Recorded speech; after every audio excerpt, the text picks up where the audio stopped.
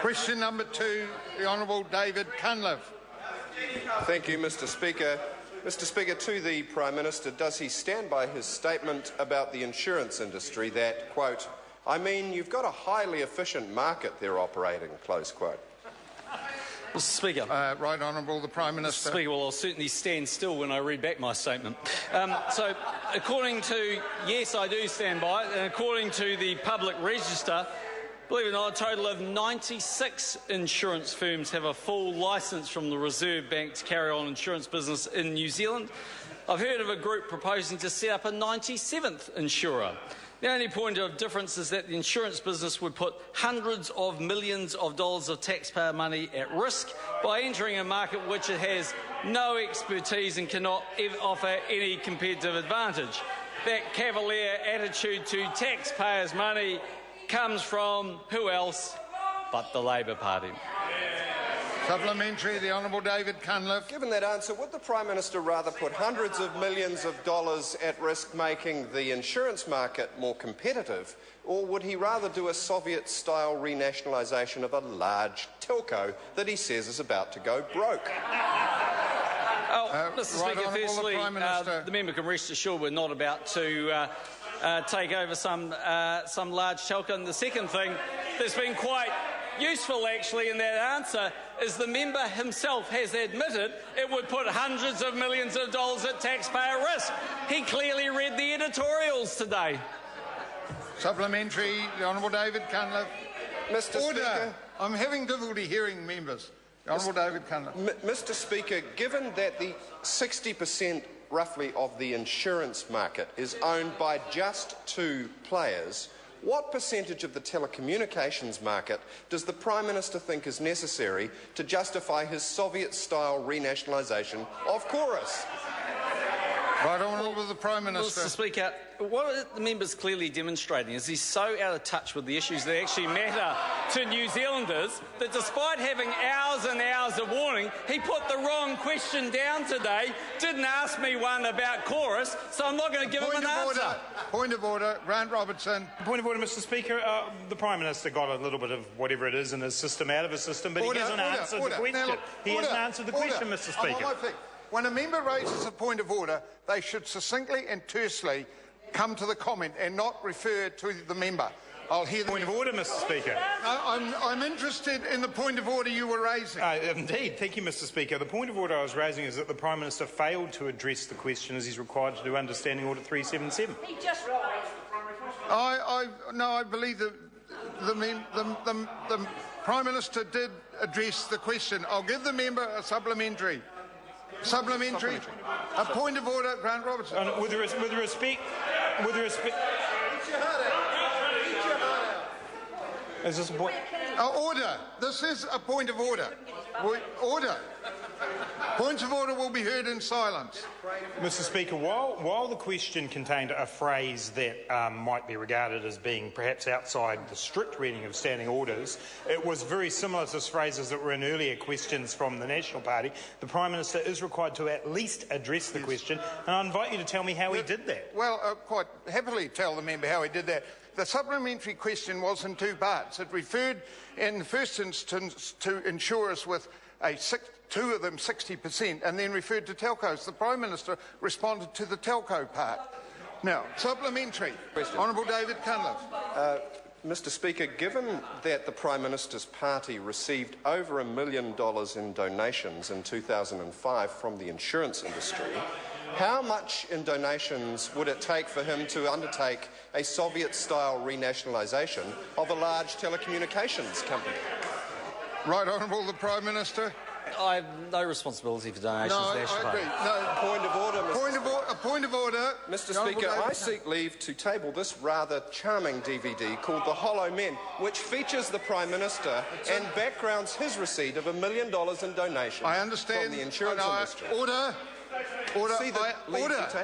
I understand that the DVD is in the public arena. Mr Speaker. Mr Speaker, I'm not sure that it's very freely available. Perhaps members opposite could raise their hands if they've already received a copy, and we would be happy to supply them. The DVD is in the public arena. Does the member have another supplementary? Point of order, Mr Speaker. Point of order. Look, order. There's just too much clatter going on during points of order. There will be silence while there are points of order. Mr. Speaker, I seek leave to table the hard copy of the Hollow Men, which in more detail points out the $1 million of donations that the Prime Minister's party received from the insurance industry. That book is also in the public arena. Does the member have a supplementary question, Mr. Speaker?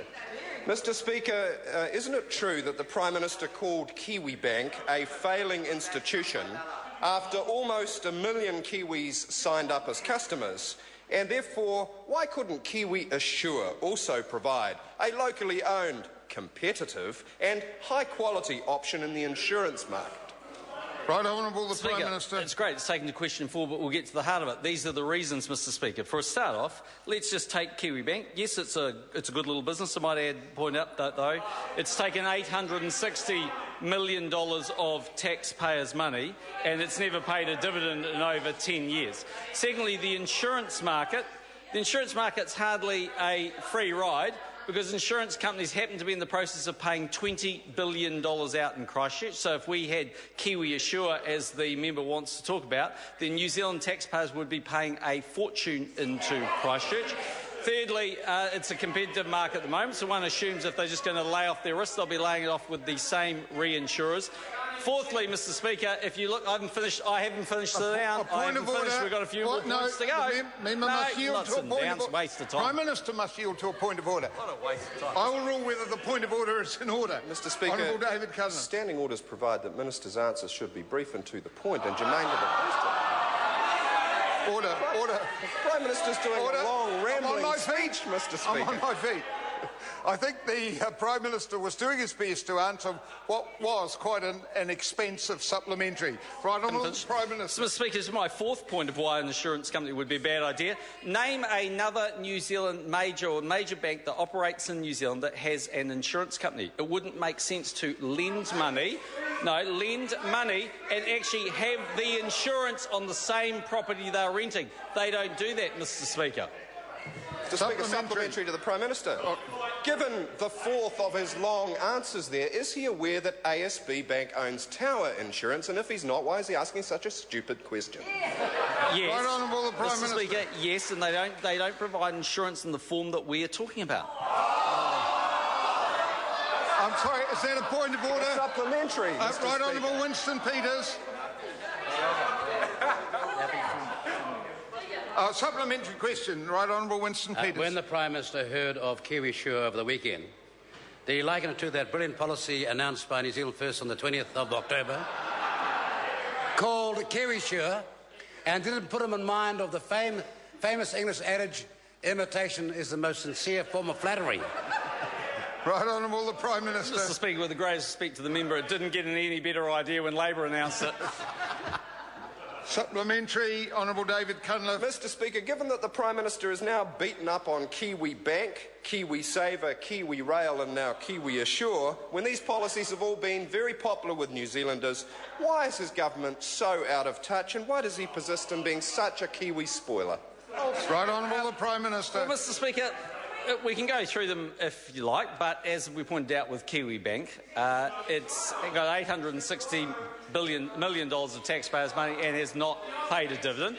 Kiwi Rail, well, that's very interesting, but if we want to go through the details of that, the Labor government, as part of an election policy, decided to waste hundreds of millions of dollars of taxpayers' money, paying toll a huge amount of money.